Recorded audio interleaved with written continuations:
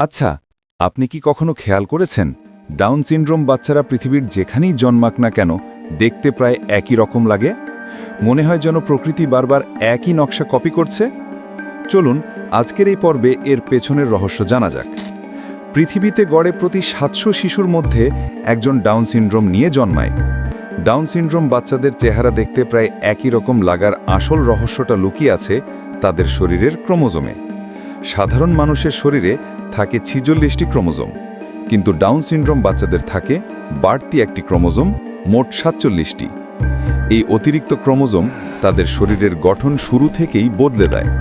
তাই এদের মধ্যে চেহারায় অনেক মিল পাওয়া যায়, যেমন বাদামি আকৃতির চোখ, নাকের হাড় কিছুটা চ্যাপ্টা, ছোট চিবুক আর হাতের তালুতে একটি মাত্র ভাঁজ। চেহারায় মিল থাকলেও প্রতিটি শিশু তার বাবা মায়ের আলাদা বৈশিষ্ট্য বহন করে, কেউ চোখে, কেউ হাসিতে, কেউ বা ত্বকের রঙে।